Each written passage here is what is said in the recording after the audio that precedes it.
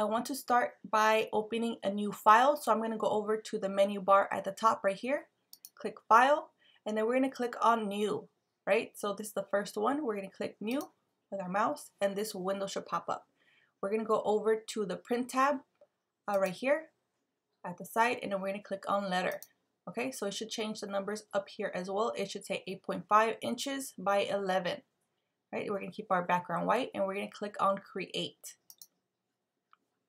Okay, here is our blank sheet of paper. So for this assignment, we're going to be doing a text. So we're going to go over to the toolbar that is right here on the left, and we're going to click on the T. If you can see it, it's sort of at the bottom. If you have 2 rows, it should be on the second row, right? So click on that T. Once you click on that T, you can click anywhere on this white sheet. So I'm going to click right here, and it doesn't blink, right? You usually only get like a little symbol. If there's color on your page, you probably won't see this. But as soon as you click anywhere on your page, you can start typing. So I'm going to type in my last name, right? And there it is. It's pretty small. And as soon as you clicked on the page, a new text layer showed up. So instead of it just being the blank page, a text layer was created in order for you to know that there's something else on your page, right? So here it is. I'm going to go over back to the Move tool. So because I don't need to type anymore. I'm done typing, and I can move this anywhere I want to, right? I can go over back to where the layer for the text is. I can double click where this T is, double click with your mouse, and it should highlight your text automatically, okay? The only way you can change your text, color, size, font, is if it's highlighted. If it is not highlighted, it will not change, okay?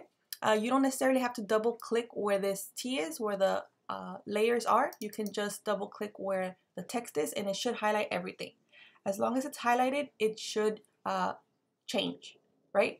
So let's do a sample and change the font. So I'm gonna go over here where the options bar is, right? So there should be a T. This is the tool we're using. And right here, you can see that there are different options for your text, right? So the first option right here, we can change the font. Where it says Deja Vu, it's usually our default font. That's usually what you should see. If not, then just click on the box that's right next to the T right here. Once you click it, this box should come out. If it doesn't come out right away, just give it a couple of seconds and it should pop up, just because it has a lot of fonts, right? So on the left here, it has the name of the font, and then on the right, it has a preview of what the font would look like. Okay, so it has a name and the preview of what that font looks like. So this one, Photopea, has lots and lots and lots of fonts that you can choose from. Using a specific font will definitely improve your design. So picking or being picky about your font is actually a good thing, okay?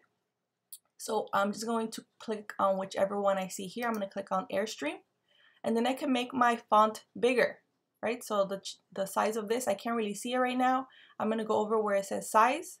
I'm going to click on this arrow that points down, and I'm just going to increase the font of the size of my text right here, right? So it increased so I can see what I wrote now, right?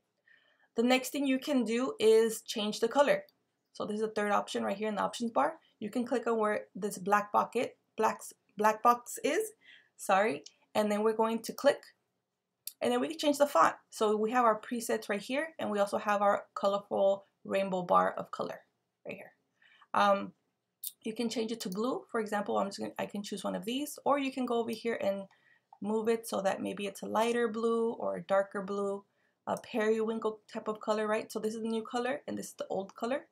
But I'm gonna stick to blue. I'm just gonna stick to this royal blue. I'm gonna press OK, and if I click outside of it, right, it should have the font and it should have the color that we want, right? We usually won't change the alignment of the font, but if you want to, you can. It's just gonna move your text around, right? And that's it. That's all you can do with text. You can go back to the Move tool and move it around, right, wherever you want to. And that's all we have for text.